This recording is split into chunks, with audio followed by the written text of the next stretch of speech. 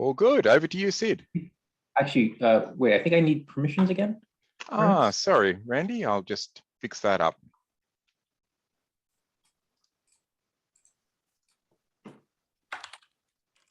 Great. You should have permission to record there now, Randy. Yep, got it. Great, thanks. Great.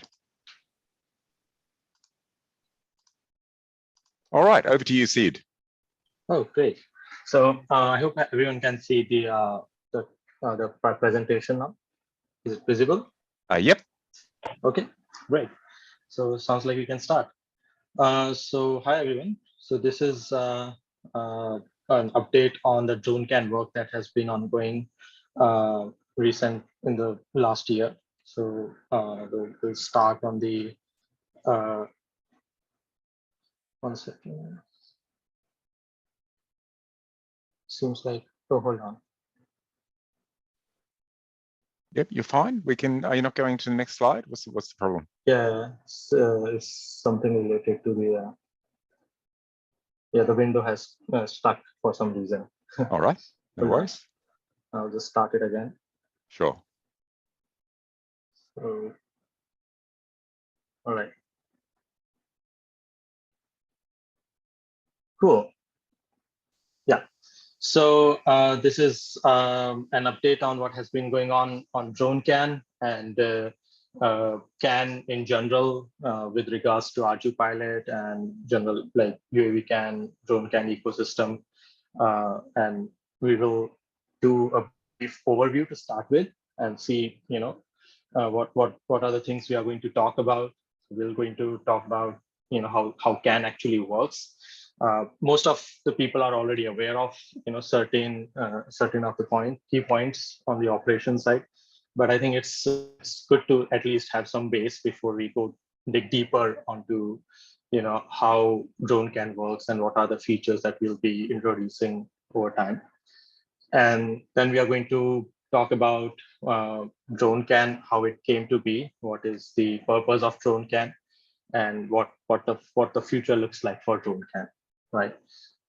Then we are going to talk about what has been done in the past year on the DroneCAN in terms of features and improvements and the support related things. And then the features that we are actually developing right now as we speak. And then what the future features are going to be for DroneCAN, right? So let's get started. First, the brief introduction.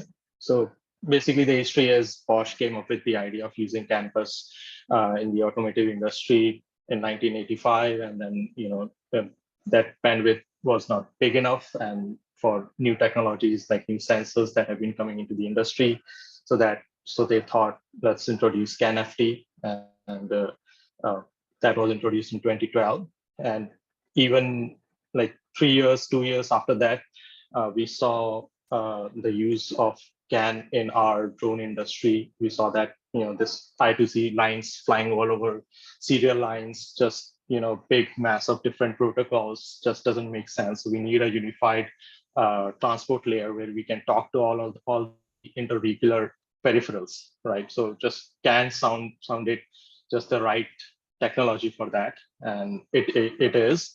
And we have seen just a huge ramp up of the users and the even the hardware manufacturers adopting this technology, and then great thanks to the UAV CAN development that came around into 2015. Back then, nobody was even aware of, not many people were even aware of 2015. I recall Trade just pinging me late 2015. Are you interested in working in some CAN GPS? I just slightly recall that, and that's where it was. Just very, very early stages of development, not much done there, and just hands of few people just tinkering with it. But now it has matured to a big project and has a lot of users and actual hardwares from big to small industries just flying all over the world, right? So this has been a huge turning point. I think I would say the last 2-3 years for the UAV CAN development and adoption. People have really seen the value of using this technology, and I think it is quite awesome to this big. So let's talk about CAN network, how it works and what are the benefits of using it, right? So you have this on the left hand, you can see, without CAN, and on the right, you have with CAN, right? So without CAN, you have these, different protocols, different number of wires, different type of technologies, just, zooming across the whole area just to communicate, basic messages, right? And there is no smartness there, right? You have just utter complexity all over the place, right? And still, after even having these many lines and these many connections, interconnections, you're not getting that level of reliability because most of these protocols operate on your single line interface. There is no differential line, right? So it is not even that noise tolerant and not even reliable to that extent for the amount of wiring and connections that you are doing. So it seemed just nice to have this kind of network where you can just run one line, two lines two pairs if you want, redundancy, even three. Now we have support for 3 CAN buses in RGPilot already. So this line you have to run just through the entire drone basically, and that's it. You can communicate to your ESCs, your servos, your lidar, your GPS, compass, whatever you have attached to your drone, all on single bus, right? So that is a huge advantage of CAN, right? Just reduces the number of lines that you have to drive through the entire vehicle. So that reduces complexity and also of course makes the vehicle lightweight.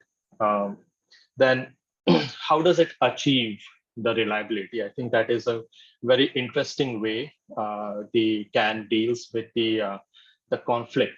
So basically, even the Ethernet network doesn't have this proper conflict resolution at the transport layer, right? But the CAN comes with it at the transport level. You do not have to write an application layer, or you do not have to write any network layer to actually deal with it has the message arrived. You do not have to ask that question. It is known by each and every node if the packet made through or not, and they can resend it as soon as it fails. So you can see here in CAN terms, you have something called dominant and recessive, right? So if you see a line high here, that means dominant, and the recessive means that's low, right? So there is this 4 nodes are trying to communicate packet at the same time. You can see here, right? Sorry, 3 nodes are trying to communicate their packet at the same time. And there is this arbitration part where the arbitration happens. And as you can see, until bit 6, there is no conflict, everything is going smoothly. And then the arbitration happens, and you see that node 2 basically goes out and says, yeah, it's not my line, and lends the line to node 1 and 3. And then node 1 also goes out and just lends the line to node 3 to communicate the information. In this particular case, node 1 and 2 are aware that they failed to communicate this message, and they can transmit as soon as the node 3 finishes.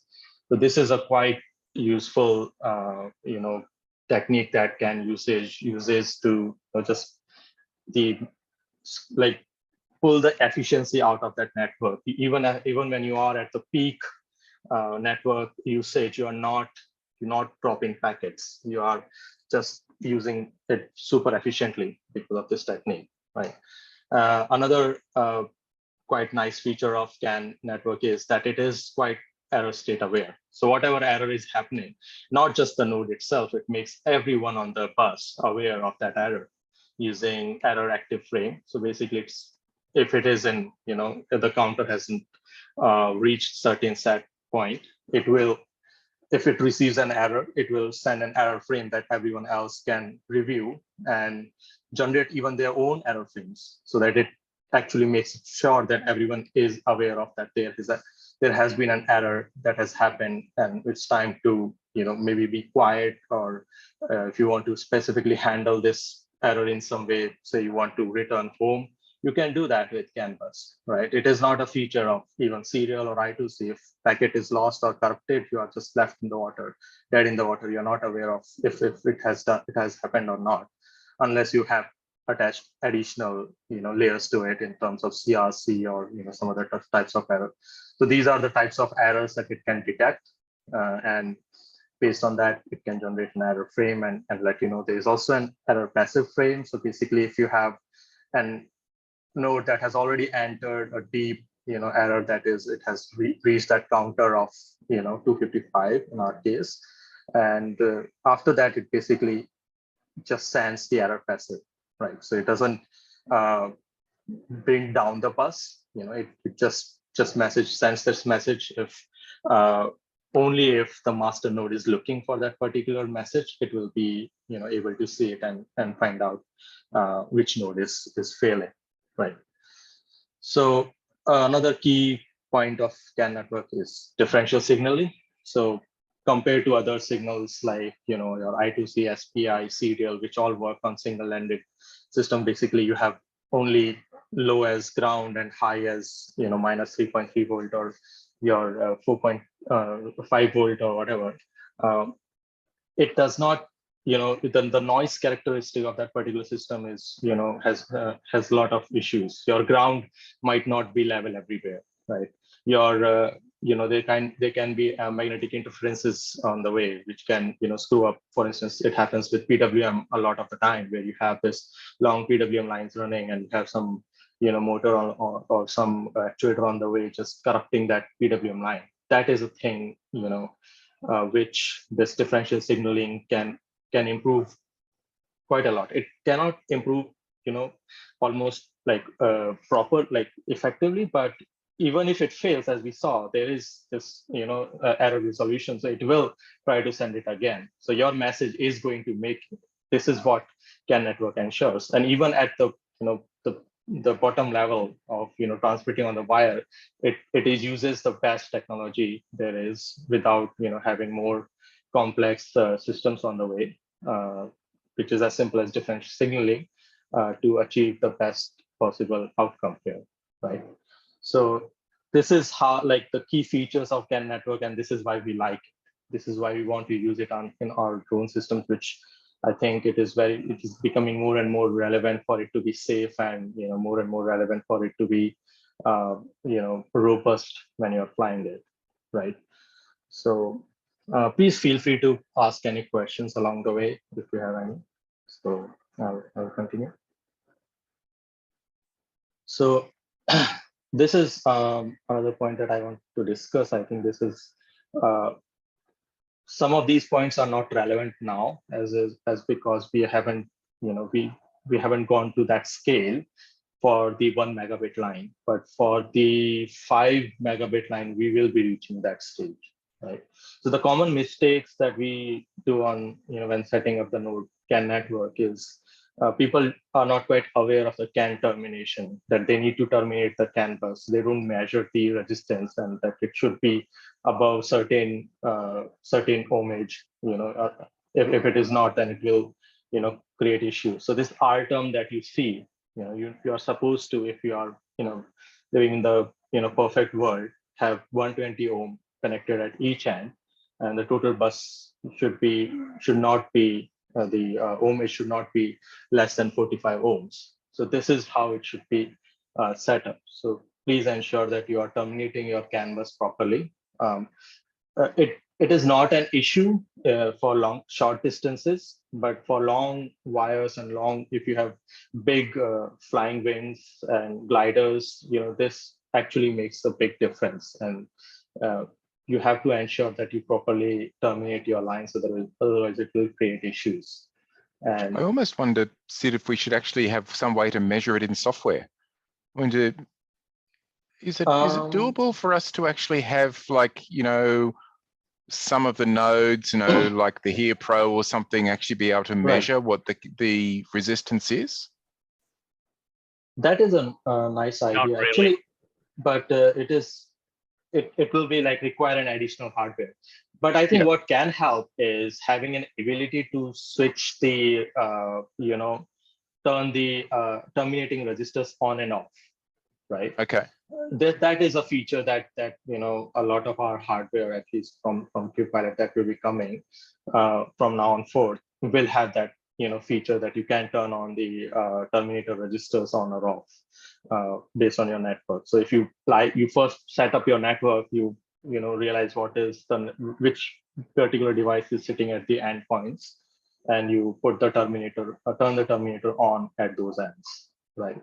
Another idea could be we actually have, people can have actually external terminators, so they can have like just a simple knob that has this 120 ohm resistor. Just stick it at the end and turn off all the terminator registers inside the modules itself, right?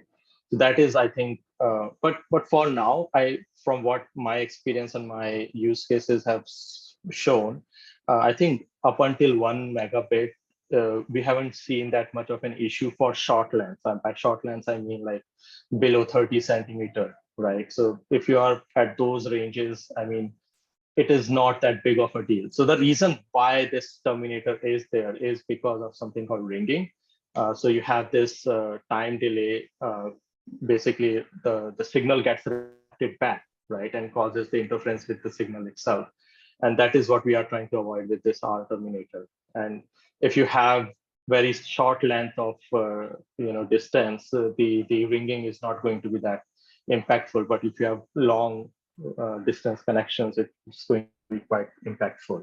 So for small drones, below 30 centimeter wire length, it is not that big of an issue. But as we increase the bit rate, this is going to cause huge issues, like 8 megabit. And if we reach those speeds, I mean, even the 10 centimeter line just doesn't work without termination.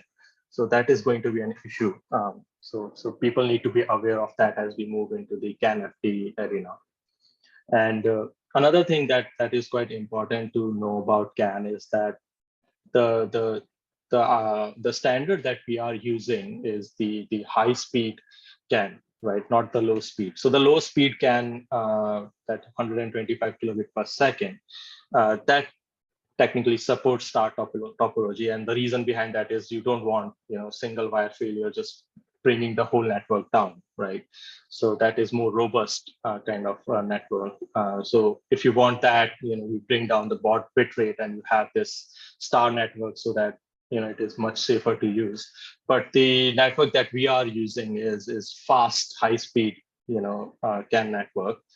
So if you are using lengths larger than 30 centimeters, you are not supposed to have that long stubs without termination coming out of the network. It can be really, really harmful to the quality and robustness of the bus.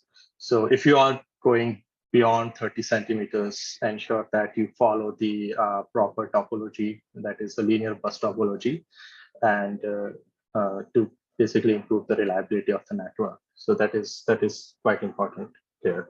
And as we move to, again, with the CAN FD, I mean, even for the small frames, you are going to be required to follow this kind of topology. Otherwise, you are going to see some issues. But again, need to do some experimentation, more experimentation to know what works with the CAN FD. And we are still at, I would say, testing and teaching age of the development.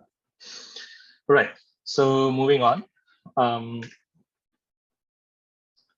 It's time to discuss DroneCAN. So we are going to talk about what has happened so far in the DroneCAN area. And the first point is, well, how DroneCAN came to be. What is the reason behind DroneCAN? Well, we already talked, UAVCAN was there. What was the reason DroneCAN was needed to be introduced?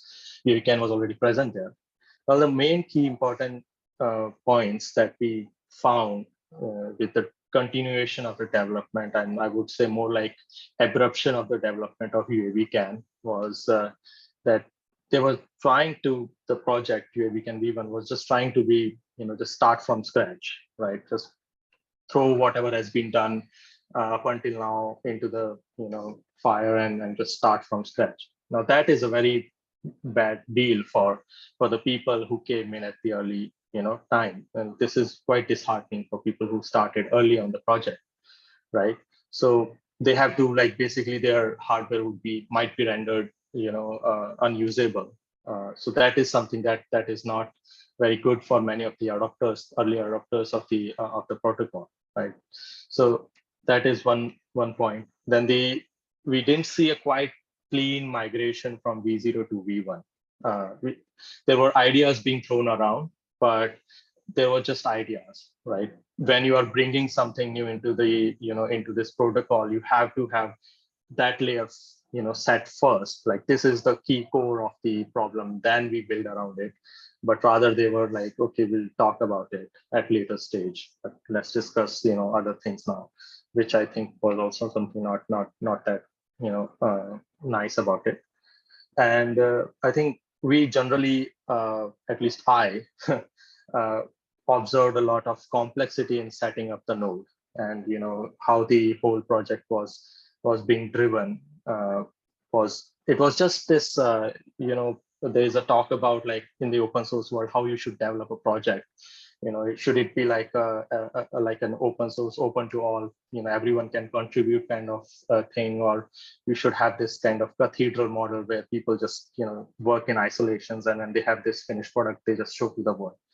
And I think ArduPilot and our community is more, I think, bent towards we allow everyone to contribute, right? We have these Discord channels where anyone can come and talk about it, discuss things, and everything is done in the in front of the world, and that is the sort of model that I think we like. I think probably Trish will agree, and that is one another reason I think that this DroneCAN was built upon, is to continue that with UAVCAN V0 and make it, improve it and make it in a way that it increases the adoption rather than discouraging people, that have already adopted, right?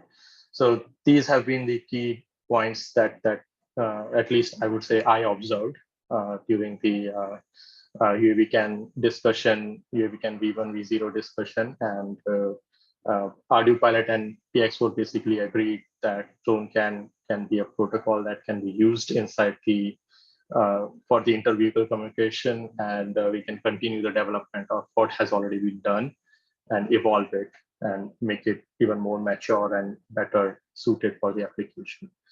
They have been long. I think one can probably write a book on it, the level of discussions that Pavel and Trij had on this topic. And I'm not sure if it is even available public right now, but yeah, it was just a long and a huge amount of discussion before we came to this conclusion. So yeah. What are the goals of the DroneCAN project? And we want to make sure that DroneCAN basically is basically a follow-up of UAVCAN, sorry, not a follow-up of UAVCAN, but a continuation of UAVCAN V0, right?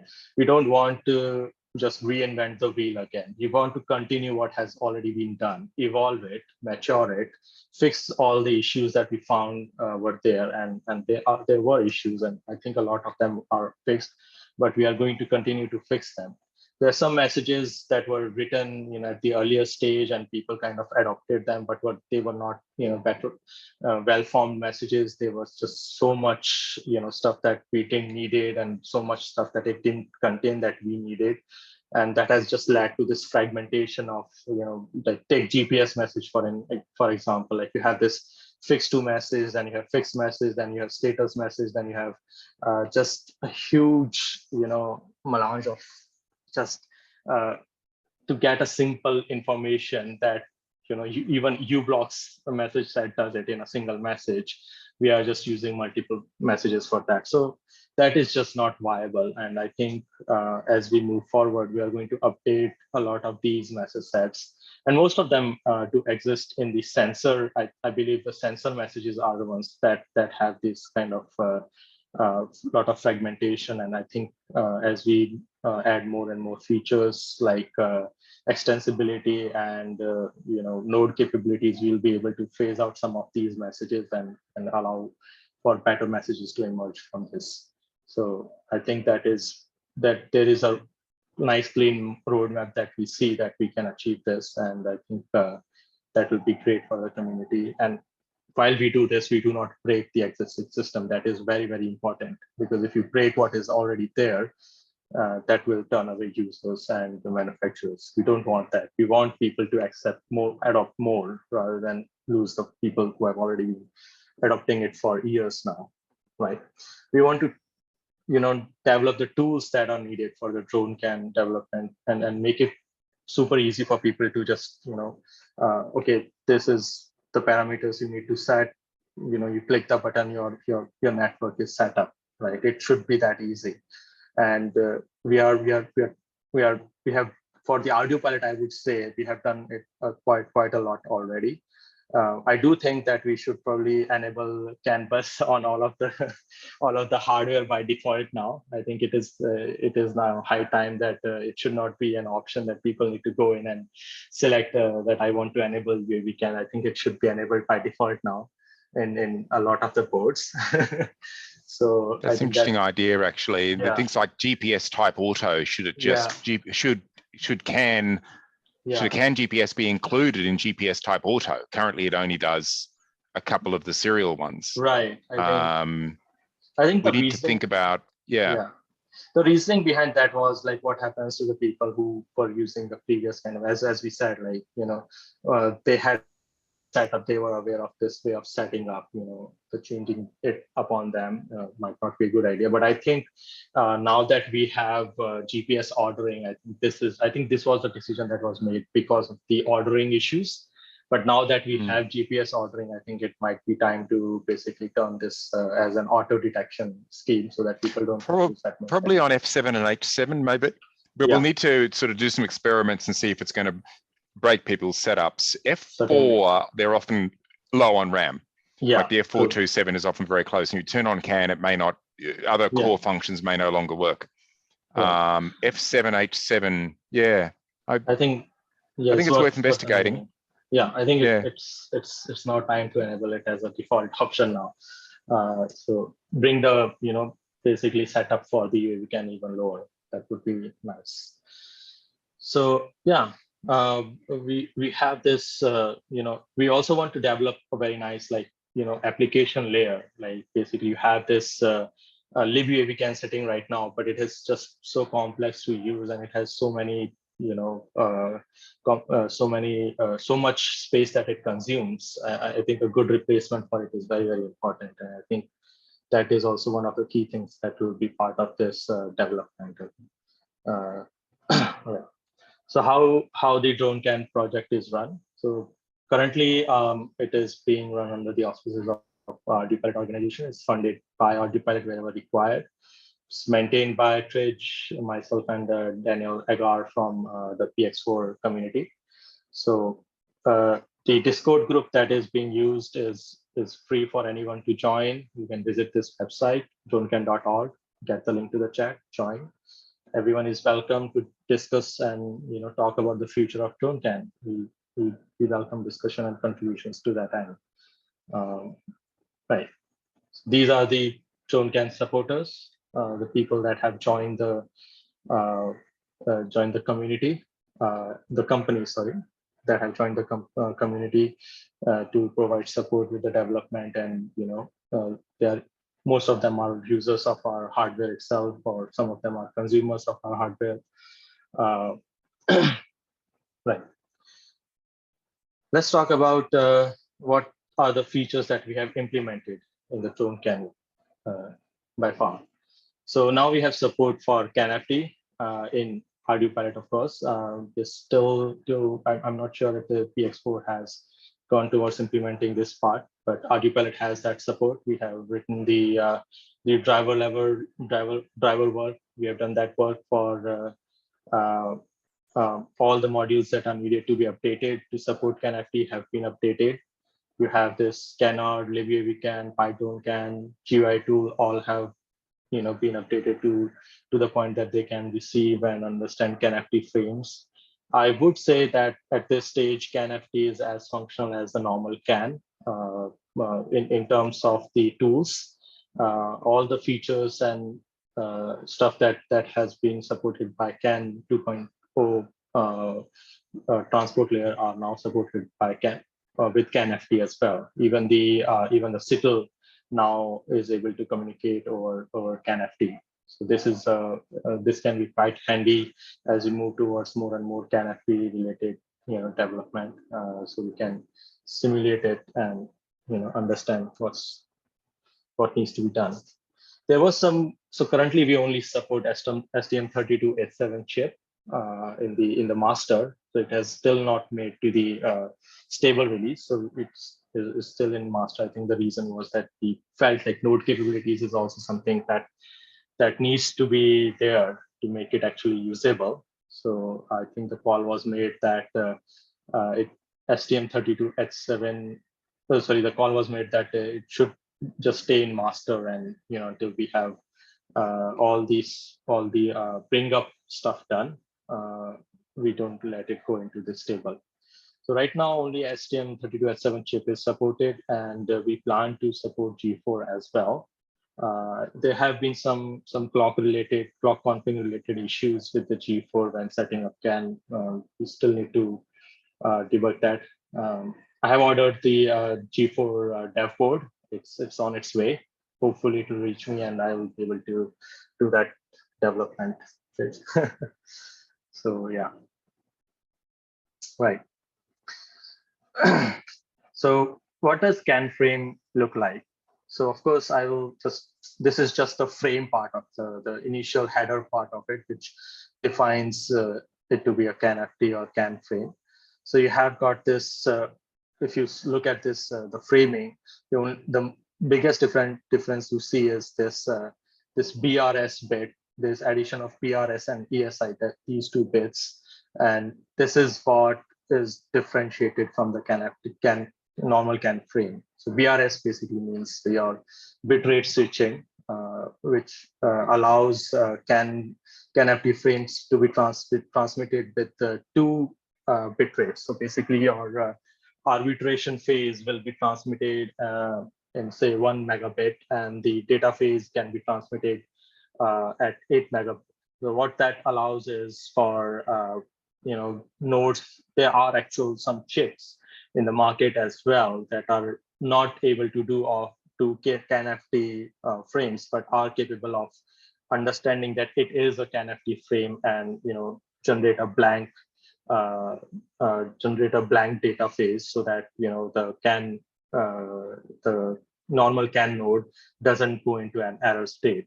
So this basically allows for a very nice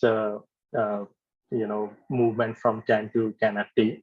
And if you have CAN and CAN-FT both supported on the same bus, you can actually have both types of communication going on the fly. So you can actually use the same bus to decide if you want to go into CAN-FT or not, basically by asking everyone on CAN bus, the normal CAN, if they are able to do CAN-FT or not. We'll discuss that sort of feature that is under development in the node capabilities section.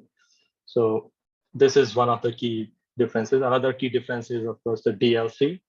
So the CAN normal 2.0 is only capable of doing 8 bytes in the data packet, right? While CAN-FT is capable of doing up to 64. The big difference is that the DLC bits that are used are only are the same. The size is same, basically 4 bits. So 4 bits are used to define 64 length, which means that there has to be some gaps. And after we count to 8, we have gaps of 2 to allow for incremental variation in the DLC, rather than having 1 to 64 nomenclature, which will require two additional bits, which we can't have. We only have 4 bits. Right. So this is an example of comparing your classical FT. So you have this classical CAN sending up to 8 byte, and in the same space, CAN-FT is able to send 64 bytes, basically.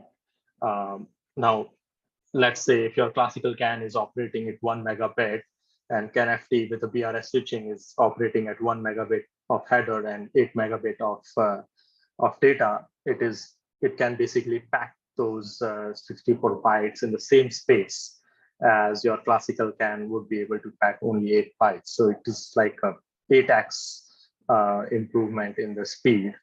So that is quite useful when you are trying to transmit a huge amount of control data over the single or dual bus system, right? So these are the changes that we were required to do in CAN or to basically make CAN-FD work, right? So there is a feature in UAV CAN called trail array optimization, which means when you have an array at the end of the message, we don't mention the length of that array. We just get that information by looking at the size of the entire packet, and we kind of guess, okay, this much packet is done. So whatever is remaining is that array. And we just divide it by the array size to get the length of that particular array, right? This is all good and well when you have, just increments of 1 in the data length. So 1, 2, 3, 4, 5, 6, 7, 8, you have this nice TLC package, you can do this. But as soon as you go to CAN-FD, that is quite not possible, as after 8, you don't have this kind of flexibility as 9, 10, and each and every increment does not represent the equivalent size in the number of bytes in the frame, right? So basically your 10 is not 10 bytes, it's just actually 16 bytes, right? So we can't use this kind of tail array optimization in CAN-FD, so we are required to basically disable it. It is not very tricky to do that because and whenever we are sending a CAN-FD frame, each and every node is aware that it is receiving a CAN-FD frame, so it can parse it as such. So this issue is not presented like in a way that it breaks any support. You can have both normal CAN and CAN-FD operation on the same bus in the same DroneCAN bus, basically. So all it requires is that awareness needs to be there inside the individual libraries like libuavcan and canard, so that they are able to know that this is a CAN-FD frame and they need to handle it as such. And that is what changes that we needed to implement in each of the libraries and the code generators, so that we can pass on this information from the driver level. So driver can basically receive the packet, CAN-FD packet, and when it's passing into the, say, canard, it can tell that it is packet. And when canard passes it for deserialization, it tells the deserializer that please disable the TAO, that so that it can be passed as such, and we get that information back. And same thing is done in reverse for the serialization of course. When we are sending a CAN-FD packet, we have to be aware of sending. We can't make this call at the transport layer. We have to make it at application layer. We are sending a CAN-FD frame, and then only it will be sent as such. Right. So we support BRS mode only. So right now we only support bitrate switching mechanism. The reason behind that is we still have a lot of CAN 2.0 nodes sitting around, and we need to ensure that they are able to get their messages across. If we go to the fixed high rate, say if the node is operating at only 8 megabit, it won't be able to listen to the packets originating from the old 1 megabit CAN frames, right? But if you have bitrate switching, it will be able to listen to the legacy nodes. So basically your 1 megabit header, it will be able to tell that it is a CAN frame, and it will be able to handle it as such. So that's why we are going to keep BRS mode active only currently, but in the future, as we see more and more adoption, we can introduce a fixed rate support as well. Right. So there has been some work was done to integrate DroneCAN into CITL like about a year or two ago, and we have basically APPRF CITL GPS running on our on our CI, which checks if the CAN network is working or not using the socket CAN. And we have this basically added a support for CAN-FT as well now. So you can basically transmit CAN-FT frames over over virtual socket CAN as well. So let me actually give you a demo on that so that you can get a view of how basically it works. So, right. So this was a PR that actually just recently went in just a week ago, I think, a week or two ago. What we basically do is, so up until now, we were using just a standard CAN. The standard CAN doesn't just requires, I think, 16 bytes, I think 16 as the setting of the MTU. And you can do that transmission only, a normal CAN bus.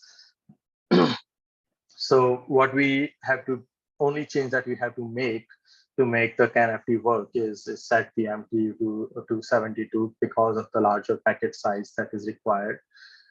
So basically the frames are now able to transmit over the CAN raw socket with the 72 MTU and can be recognized as CAN-FT. So all that magic happens on the Linux kernel, and it is part of the Linux kernel, the virtual socket, and you can use this to simulate a CAN-FT network, right? So for example, you just run, so very simple steps. You run your CAN citl nodev.sh. If you are using cancitl.sh, it contains, you can see the help. It allows you to actually connect a socket CAN onto your computer and use that via bridge connection alongside virtual CAN. So you can actually add an external CAN module to your laptop as well, and use it for development if you want to, say add a support for LiDAR. You can just use SLCAN, use Cube or any ArduPilot running autopilot as an adapter for SLCAN and connect it and use it as using bridge. You can achieve a connection with your local citl and develop the driver for it, or test it, whatever you want to do. For now, we only care about Nodev. We do not have any physical device connected. We just run this. And it basically kickstarts the Linux kernel to start the socket CAN network, and then we just start the autotest 2. Yes, autotests, and we go.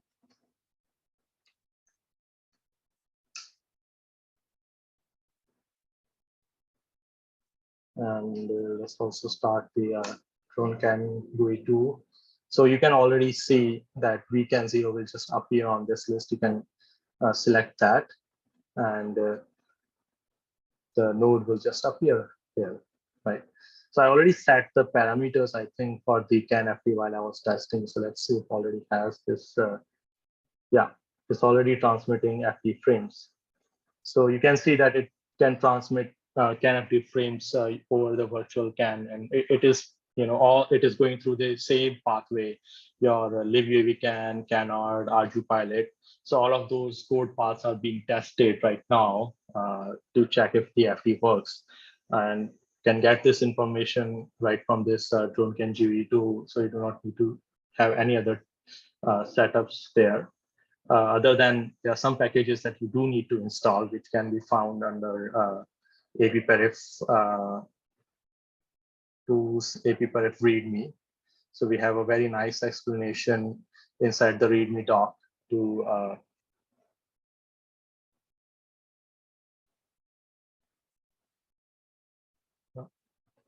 not loading. Anyways, so we have a very nice detailed information on how to use the virtual CAN to test various things. You can just read this README, and it will let you know what all you need to install and how to set up various things here. All right, moving on.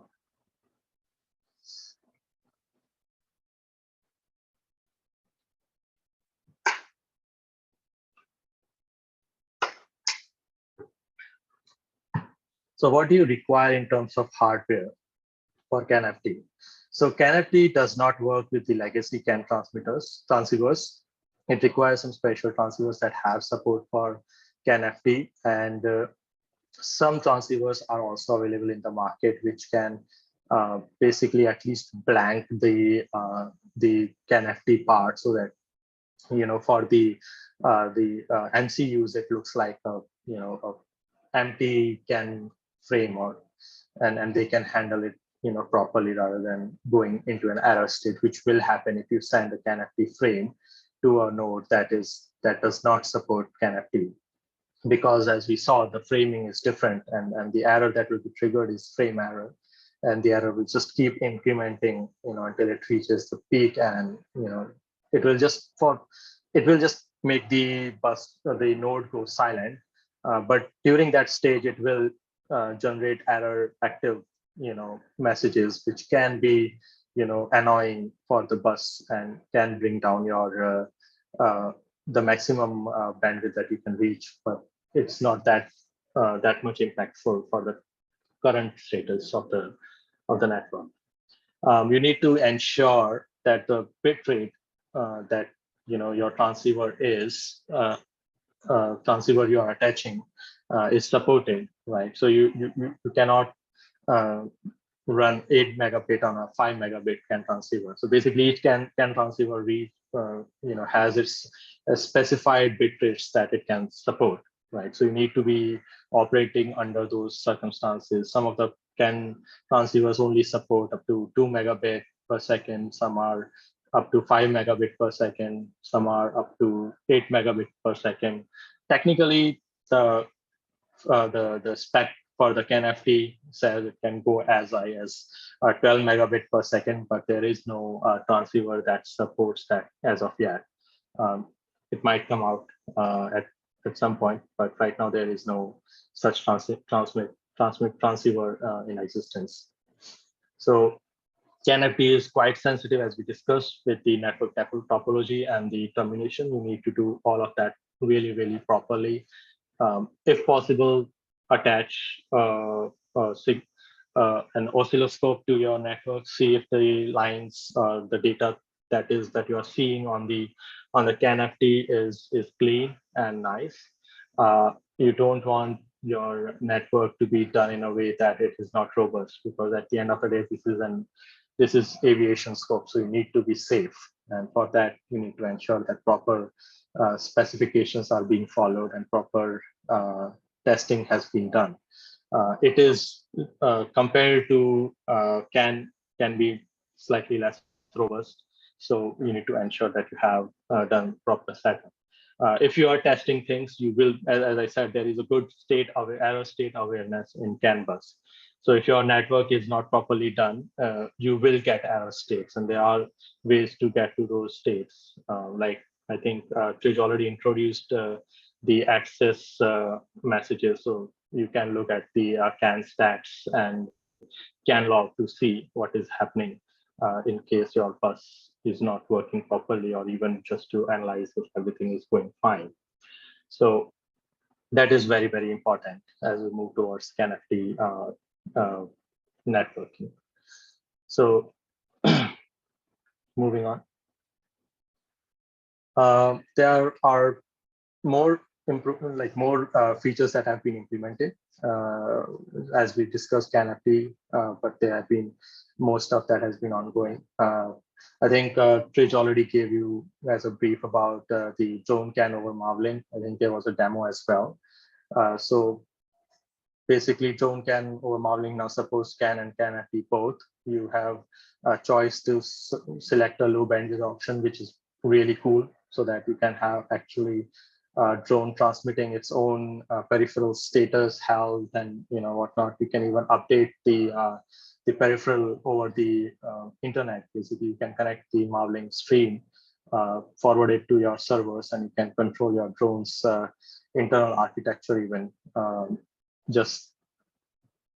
which is really cool and handy, I think.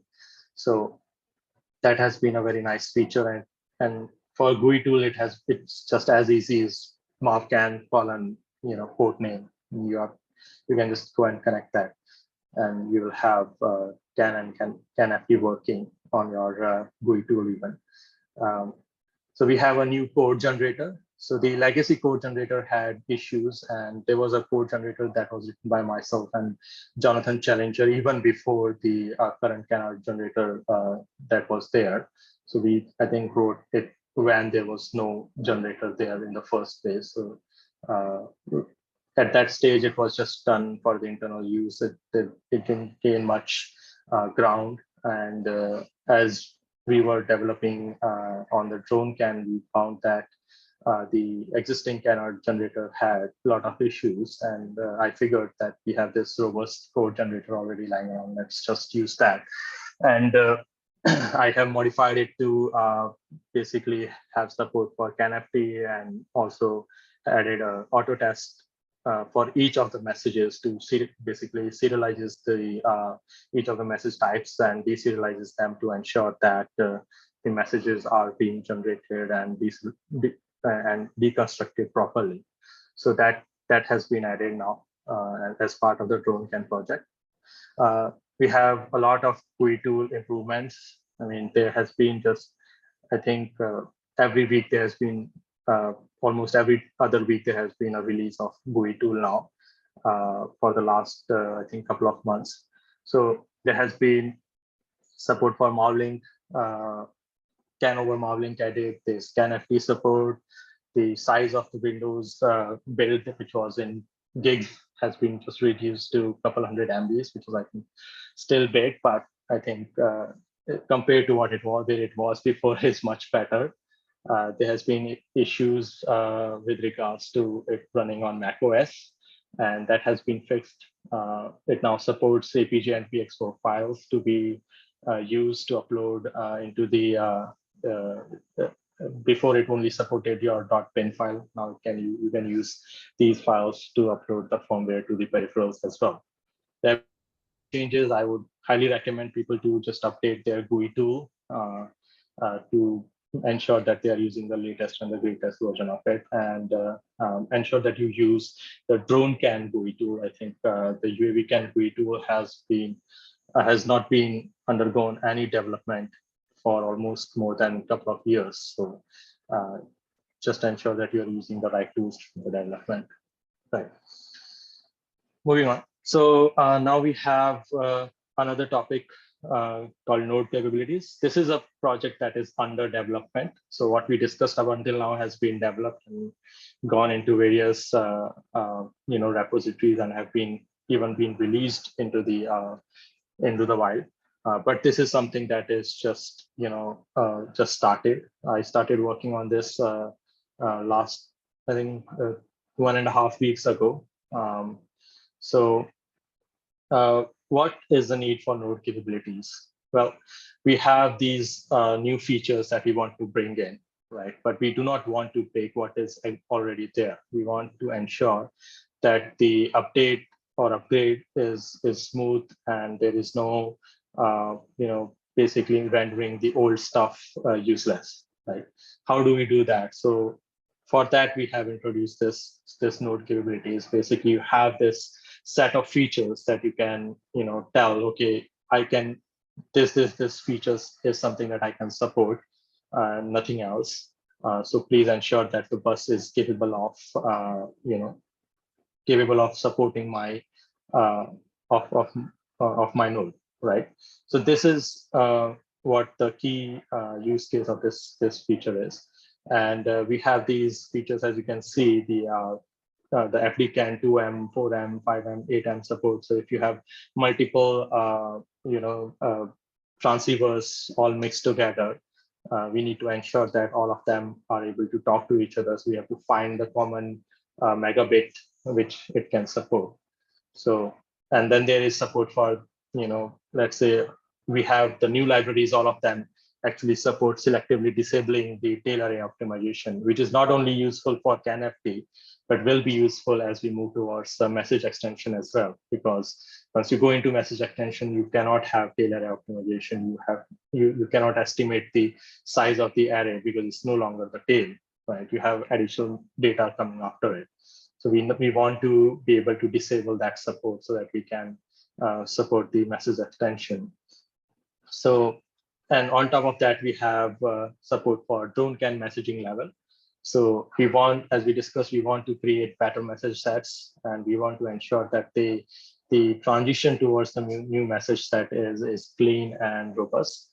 And to that effect, we have introduced this drone messaging level parameter, which every node can publish. Okay, this is the level up to which I can support, and we will basically the lowest of all basically will tell us, okay, this is, so if there is a legacy node, or it can just say, okay, I only support legacy messages, right?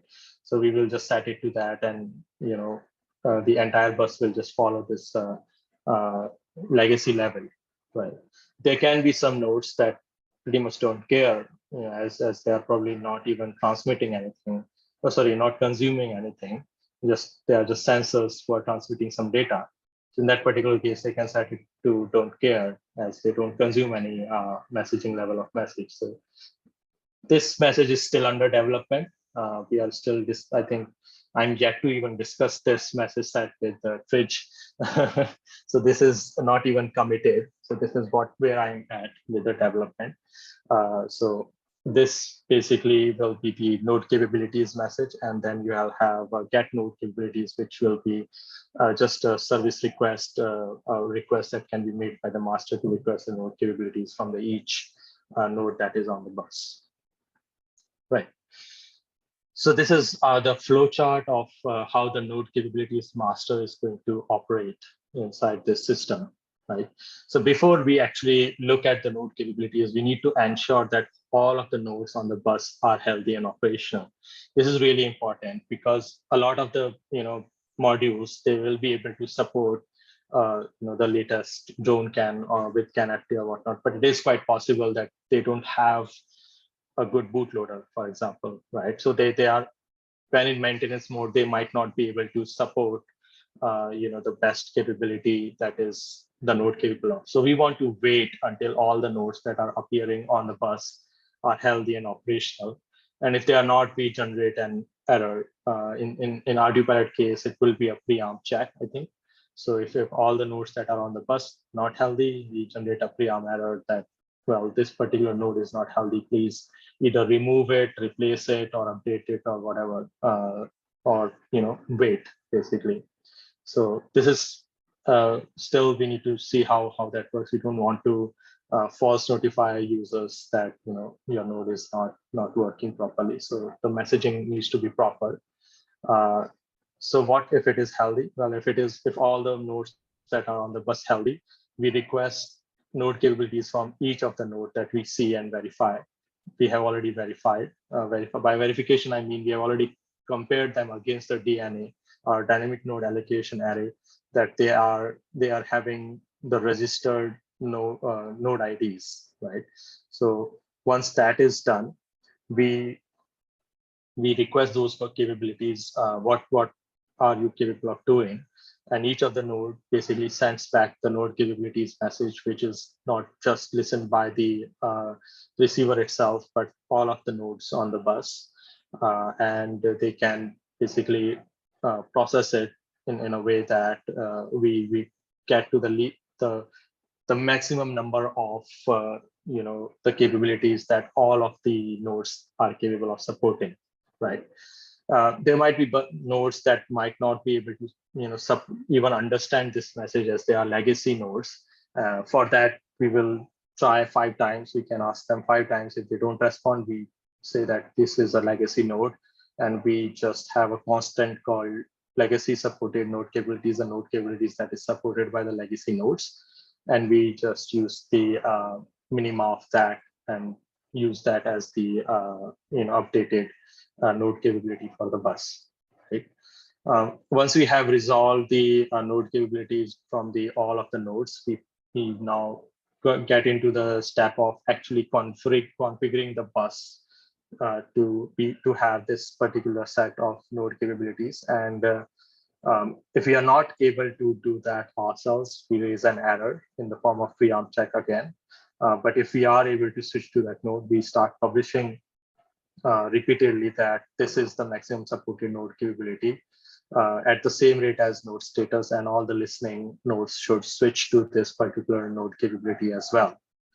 And this is basically will just go on and loop until we actually receive a message from a node which out of nowhere appears saying that I do not support this particular node capability. And in that particular case, if the capabilities are locked, and the capabilities could be locked. For instance, let's say we are flying, right? We don't want to switch bit rates mid-flight. That might lead to, say, crashing the ESCs if we reduce the bit rates too low and stuff like that. So we do not want to be able to change those things mid-flight. In that particular state, we will just ignore it. I think that is the best thing we can do there, and we will just keep ignoring it until we are back on the ground and disarm. We can potentially notify the user that there is a node present which is saying that it's not capable, and maybe you should return home or something. But I think my thinking is that it should just not ignore this particular change and move on.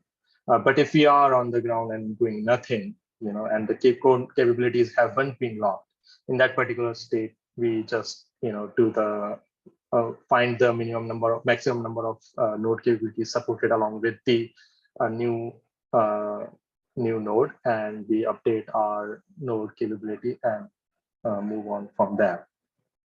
So this is the current, I would say, a tentative structure of how the node capabilities will work. I think a lot of things will remain same in many form, but there will be some changes as we do more and more discussions around this moving forward.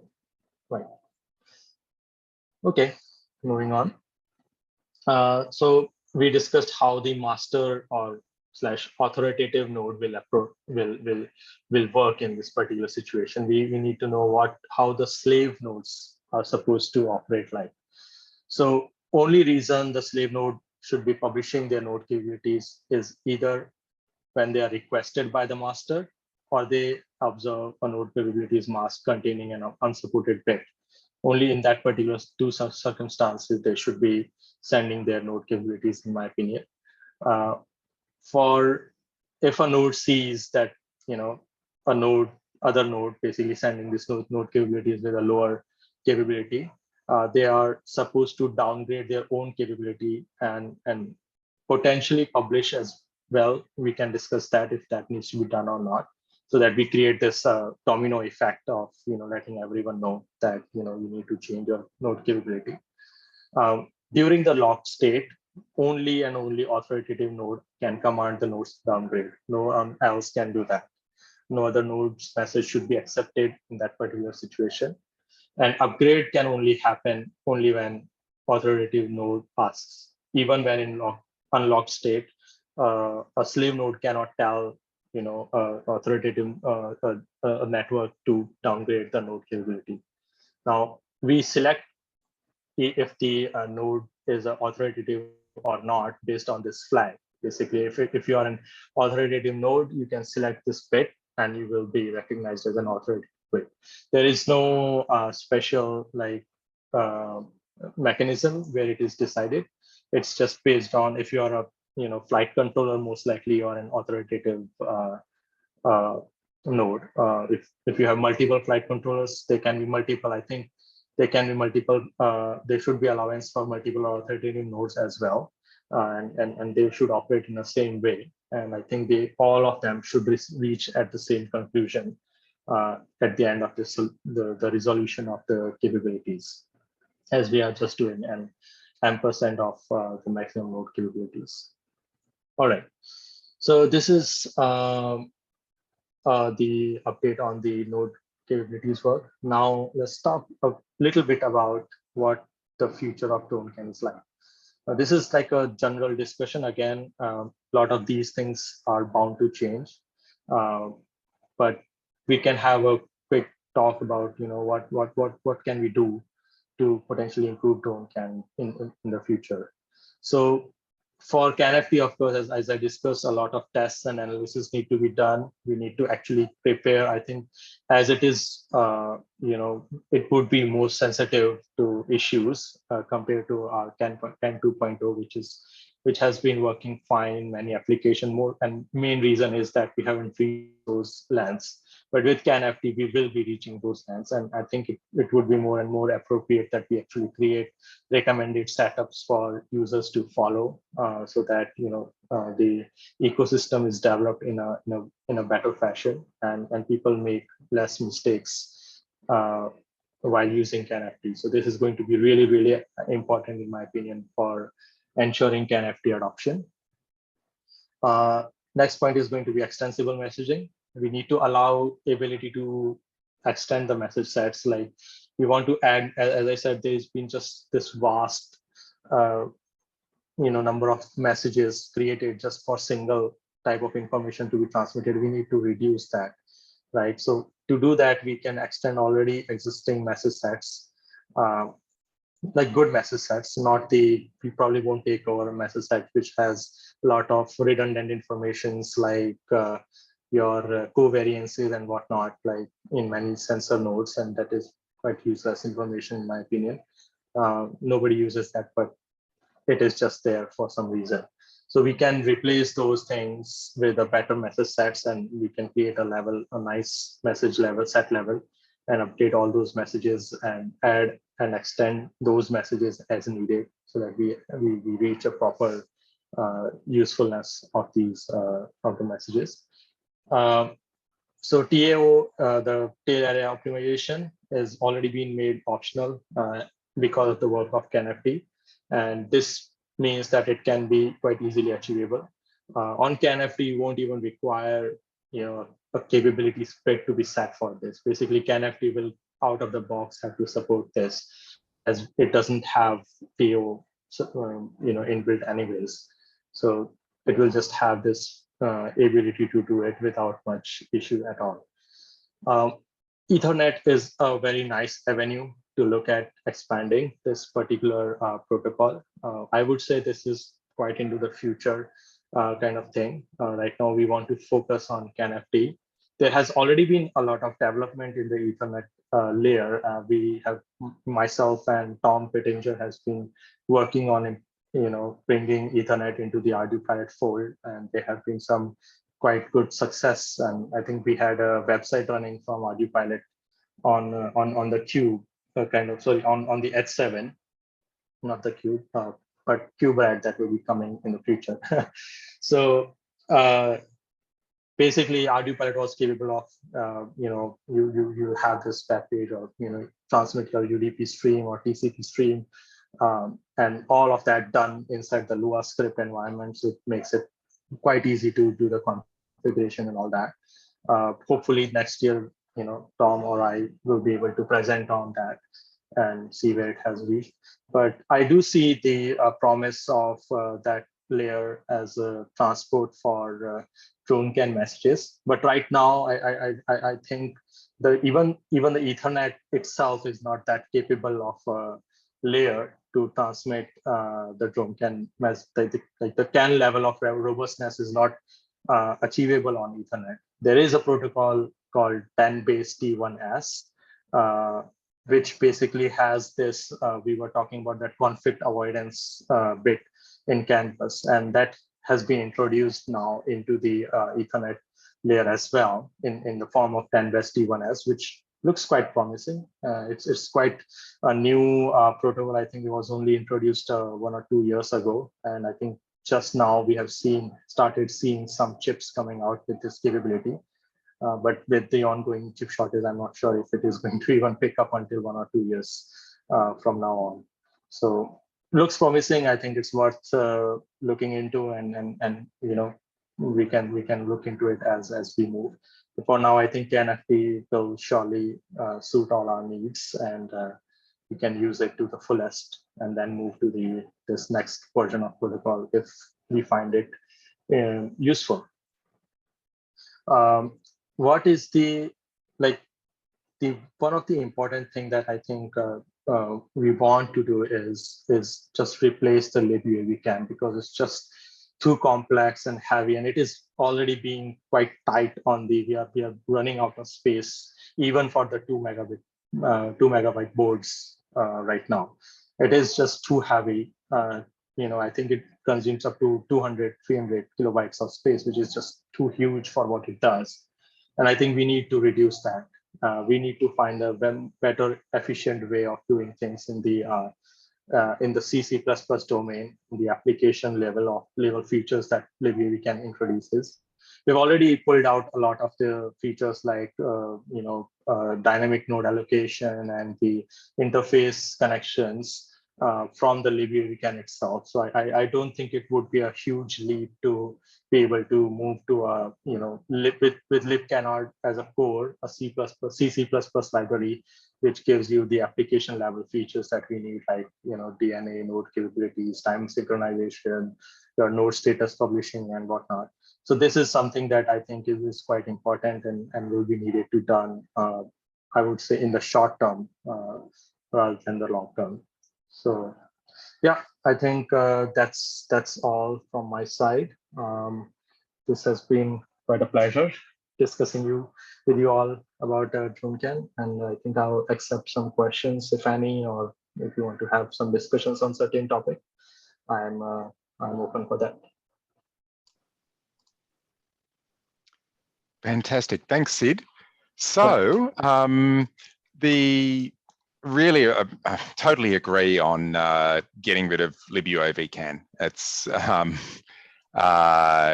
just monstrously large and inefficient and horrible to debug. So I think that's one of the things that we should think about aiming for maybe for 4.3 or 4.4 time frame. So 6 months to a year time frame to replace that. And it shouldn't be that big a job because we're not actually using that much. Yeah. We're just using it as a way oversized transport layer and marshalling layer, and it should be relatively simple, I think, and that'll save us a lot of flash space, making more room for things like Ethernet, which would be really worthwhile.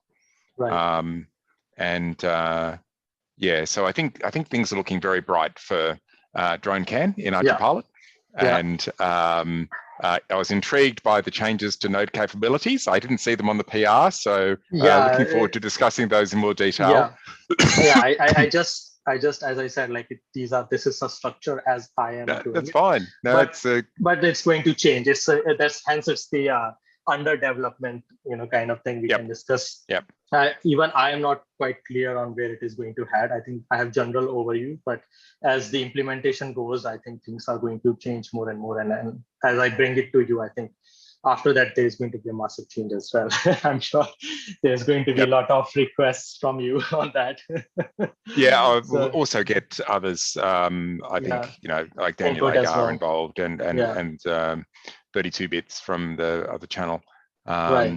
So that'll be a really worthwhile discussion. But I think that's probably the next major milestone, getting that in, because that will enable us to start, rolling out people actual usage of CAN-FD, which would be great.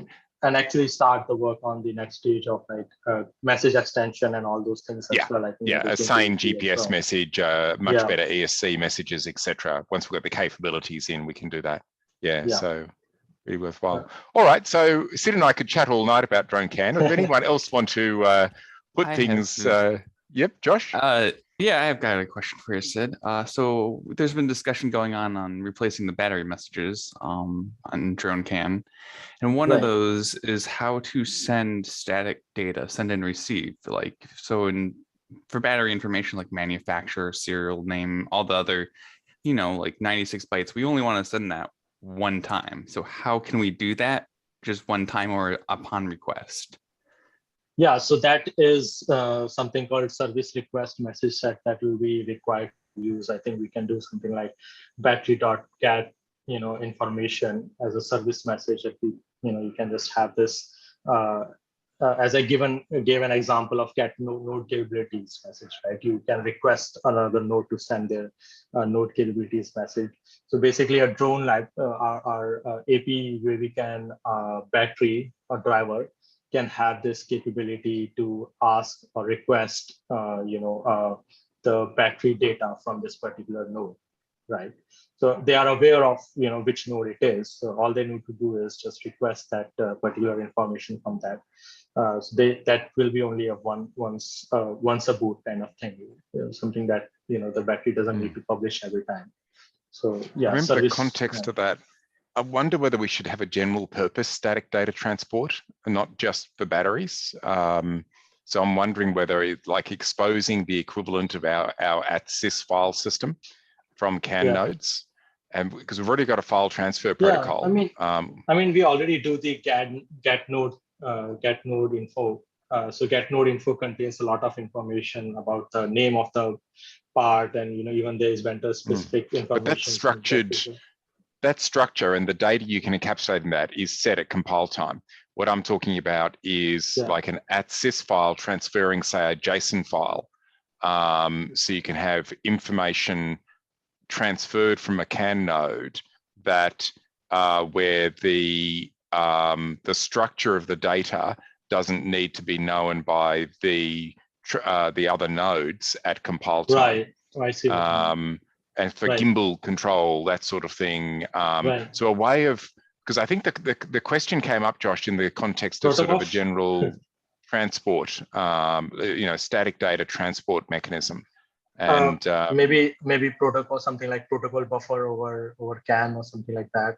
Yeah, or JSON's tempting as well because it's so easy to do in so many different. JSON is one, but I think JSON can be quite heavy. But I think for protocol buffers also, we have so many libraries out there now, like or something like that. But we can work out sort of linearization systems. But the idea of having the equivalent of an @sys type file system, and to get from CAN nodes, and whether it be read only or read write, but that would allow ground stations, because the ground stations have access to the CAN network now. So a ground station could fetch that sort of information and display it. And then potentially edit it and send it back. It would be really an enhanced version of parameters for controlling. You could imagine a CAN gimbal, for example, with that type of capability. I mean, even parameters can be used for that, because parameters in CAN world, parameters as a string are supported. So string parameters are supported in DroneCAN. So you can technically use the parameter system itself rather than that is also one approach we can take. Worth discussing. Regarding the parameters that was brought up and that was discussed is how to standardize those across, PX4, ArduPilot, and whoever else. This becomes a little bit more difficult to ensure every manufacturer does this name. Yeah, each vendor will tend to have their own parameters. I mean, if it uses AP-Pref, it obviously uses a standard set that we have based on capability. And although I think we can trim back our parameters, I think because we inherit the parameters from our libraries, we've inherited a few too many parameters. So compasses, for example, we have the offsets there, which are just not useful. And I think we should probably do some work to trim back some of the parameters we expose from our libraries and AP-Pref. We've already done that a bit, but I think we could do some more. And I think if we bring down the parameters, and the real number of parameters will be actually quite low. I mean, even the compass ID and all those dev ID or all those stuff is probably not needed even. I mean, it's a constant setup. setup. Dev ID is somewhat useful for knowing what type of compass it is when it's behind a generic CAN node. It is. I mean, it is for us, but not like it is for the ArduPilot to know maybe, or but not the common user in my opinion. I mean, this is just an extra information that they can't understand that we are displaying maybe. But it can be under some sort of like advanced tab rather than having it as a list of parameters showing up. Just a thought. Okay. Do you have any show and tell, Sid? Oh yeah. Do you have a cube red lying around the fridge? I have a cube red here. I could hold it up and there you go. I did show it the other day when we had the talk from Robert Moore on redundancy. It was relevant. And Philip said I could show it. Yeah, so basically, so the cube red will. Do you have yours yet, Sid? Because yours isn't in a case. Yeah, mine is not in a case, I think. I can remove mine from the case. Yeah, so that might be sort of interesting. You won't get it back in if you do, unfortunately. I know. I do have one, but I think I'll have to find it and then make sure where it is. I'll have to dig through the pile. Anyways. It'll probably end up in a museum someday.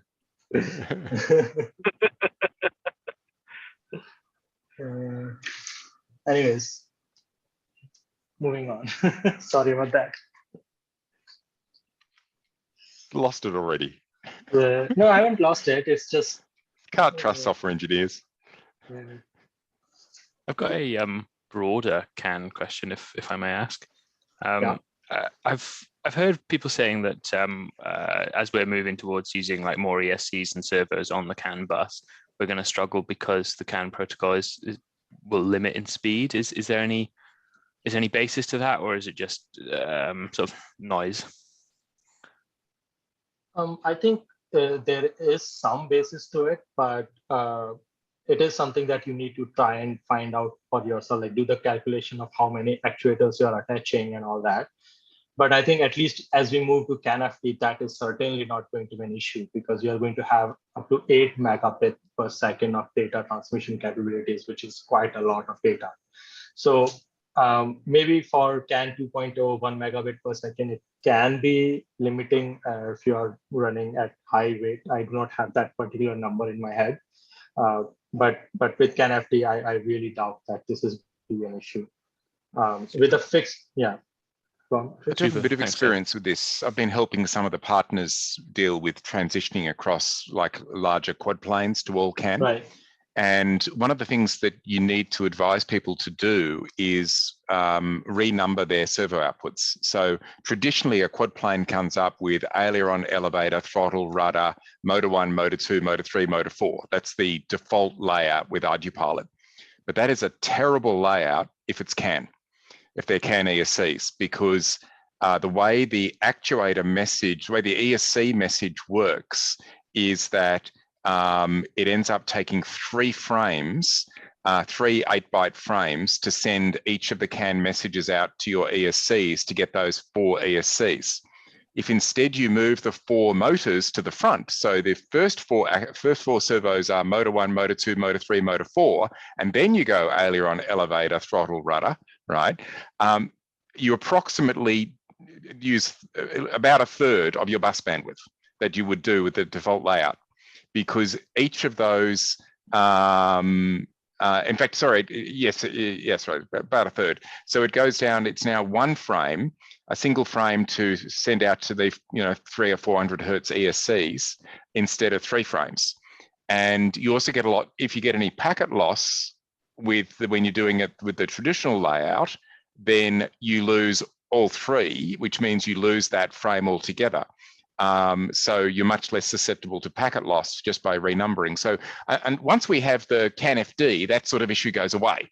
But there is this transition period where you do need to provide advice. Now, this is mostly noticeable when they're trying to do bus analysis and they're attaching a CAN analyzer, like DroneCAN GUI tool over SLCAN, and they find that the bandwidth on that is a bit lower.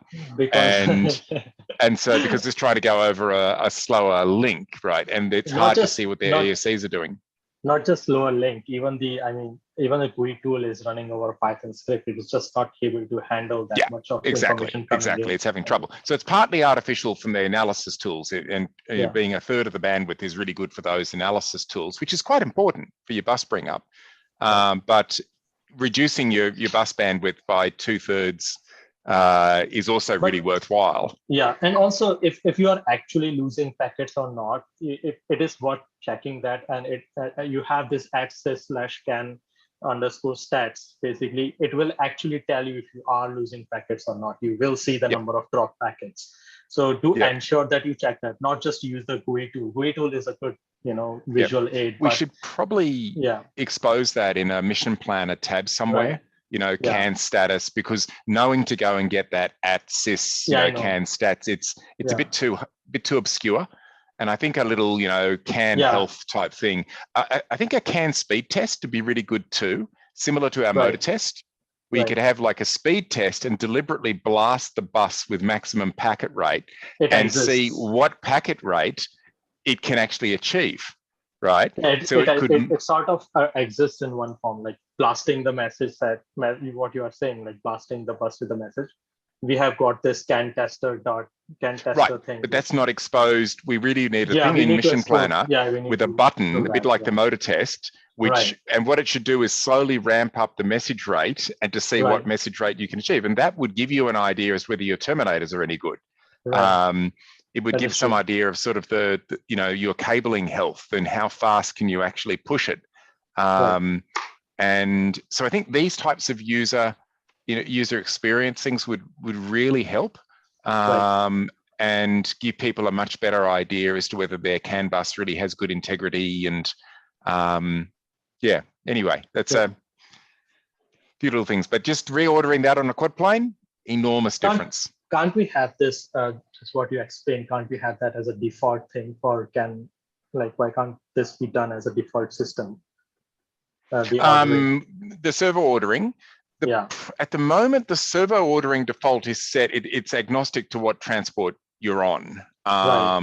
And we could rearrange it so that, the default is the other way around. The problem is existing aircraft, a lot of people those parameters aren't stored in FRAM because they're using the default. And if we change that default, I mean, that means suddenly their motors would start spinning, when they're sitting idle, right? Because they're treated as aileron at 1500, and as soon as they upgrade to new versions of firmware, their four motors would go to 50%, and on some vehicles that would be lethal, right? Well, not quite, but dangerous. But for CAN, we can do that. For CAN bus, we can do that, right? Because CAN bus, like we treat servo and motors differently. Yeah. We could potentially have a remapping. We could have like a remapping system. The other thing we could do is I have proposed an alternative message for ESCs that doesn't suffer from this problem, which in a single 8-byte frame will support 4 motors anywhere in the range of our table, right? And I proposed that some time ago as an upgrade to the ESC message. That's basically pending on this node capabilities. Once we've got node capabilities, we can start switching over to this new saner message, because this original ESC message is just silly. It's because it's oriented towards just quadcopters. And CAN adoption is getting to be really quite high among the larger quad planes, and it's rather inefficient there. So I'm looking forward to getting node capabilities in place and then getting this new ESC message in place, which completely gets rid of this problem. Sounds good.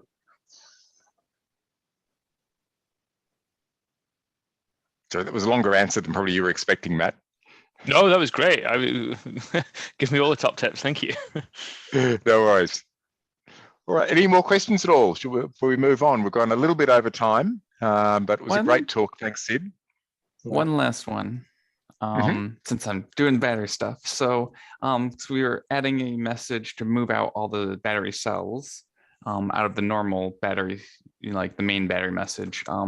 Is there just can we just easily turn off and on a message via a parameter in the node? And would that be okay?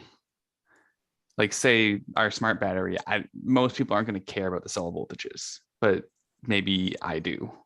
And resistances. That's up to the vendor of the smart battery firmware, which if it's AP perif, that's great. We can do it. We could have like an options bit, to turn that off. We can't do that for vendors like CUAV make their own smart battery, for example, CAN-based DroneCAN smart battery. We'd have to request them to do that. There isn't a generic mechanism in the DroneCAN protocol to tell a node, please stop sending this message. Okay. Cool. That could potentially be added. We could have a please be quiet, message. And then we'd have to have support for it, but it's a possibility. Probably an option bit makes more sense. I mean, that's what was my thought. if you want to reduce the handling of the message, you can add it to the filter. So CAN has this capability to filter the message out. So if you want to not handle this particular message, you can have, but it will still consume the bus bandwidth. Yeah.